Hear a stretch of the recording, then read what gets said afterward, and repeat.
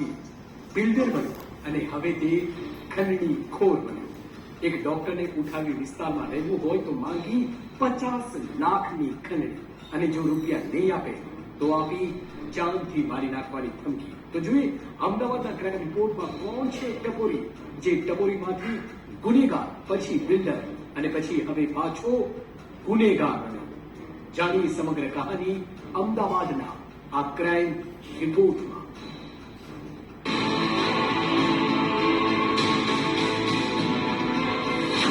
ટપોરીમાંથી builder ને હવે ખંડણીખોર.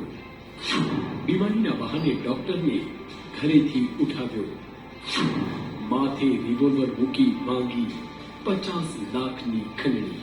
હિન્દી ફિલ્મોમાં વિલન જે રીતે કોઈ મકાન ખાલી કરાવવા ધાક ધમકી આપી આભરણ પણ કરાવતો હોય છે, આવું જ કંઈક અમદાવાદમાં બન્યું.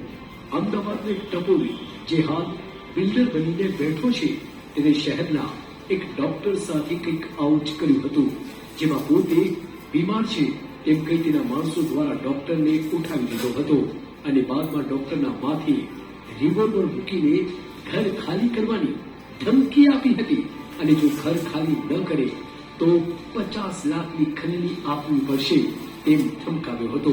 ત્યારબાદ ડોક્ટર જ્યાં પણ જતા તેને ટપોરી બિલ્ડરના માણસો હેરાન પરેશાન કરતા હતા.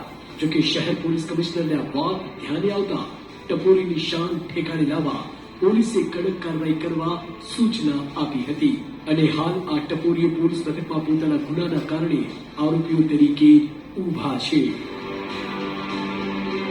એવું છે સાહેબ, મુશીર કરીને નામથી બુટલેગર છે. છેલ્લા 10 વર્ષથી મને મારી ફેમિલી હેરાન કરે છે.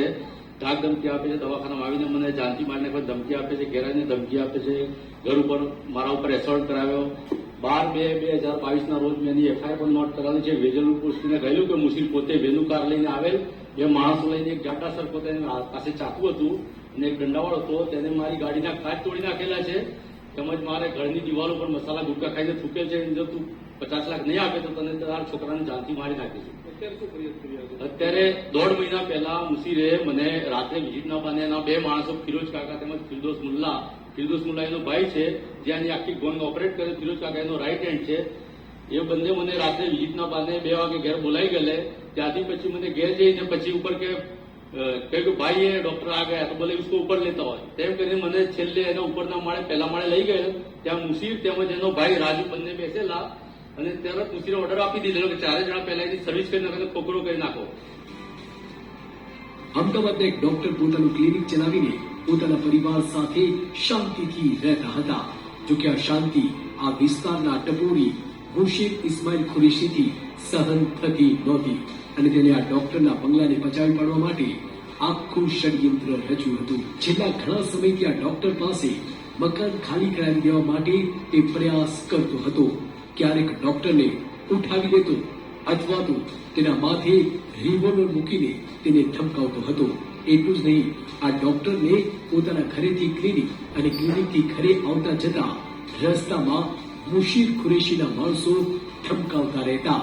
તાજેતરમાં જ ડોક્ટરના ક્લિનિક પાસે મુશીર કુરેશીના માણસો ત્યાં પહોંચ્યા હતા અને તેમને ફરી 50 લાખની માંગણી કરતા આ વખતે શહેર પોલીસ કમિશનરે મુશીરને તેની સાચી જગ્યા લોકઅપમાં પહોંચાડી દીધો. હાલ વેજલપુર પોલીસે આ મુશીર અને તેના માણસો સામે ગુનો નોંધી કાયદેસરની કાર્યવાહી શરૂ કરી છે. ડોક્ટર દિવાન કરીને અમારા અહીં ગુમાપુરા વિસ્તારમાં રહે છે. એની ગઈકાલે એમની ફરિયાદ હતી કે આ મુશીર નામનો ગુનેગાર છે એ એના મળતિયાઓ સાથે પોતાના ઘર પચાવી પાડવા માટે અવારનવાર ધમકીઓ આપે છે અને પોતાની પાસે 50 લાખની ખંડણી માંગેલ છે.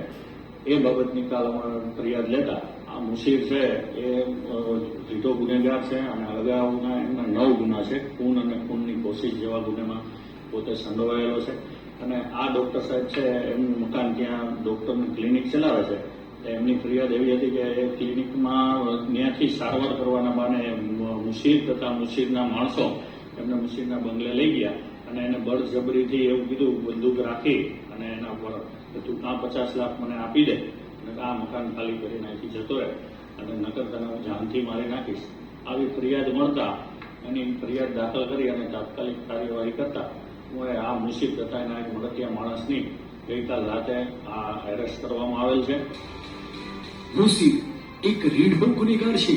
તેના પર હત્યાના પ્રયાસ સહિત 9 જેટલા ગુના પોલીસ ચોપડે નોંધાયેલ છે. આ પ્રકરણમાં ડોક્ટરને સારવારના બહાને લઈ જઈ રિવોલ્વર બતાવી ધમકી આપી હોવાની ફરિયાદ નોંધાઈ. આરોપીના રિમાન્ડ મેળવવાની પ્રક્રિયા હાથ ધરવામાં આવી છે. તો ટપોરીમાંથી ગુનેગાર, પછી બિલ્ડર અને હવે પછી પાછો ગુનેગાર કેવી રીતે બન્યો? તો એવા પણ આક્ષેપો થઈ રહ્યા છે કે આ ટપોરી મુશીરને પોલીસનો સાથ મળ્યો અને તેને ધીમે ધીમે જમીનો અને અલગ અલગ જગ્યાએ પોતાનું સામ્રાજ્ય ફેલાવવા માટે પોલીસનું નામ વટાવવાનું શરૂ કર્યું. Yunus Ghazi, crime watch, Ahmedabad.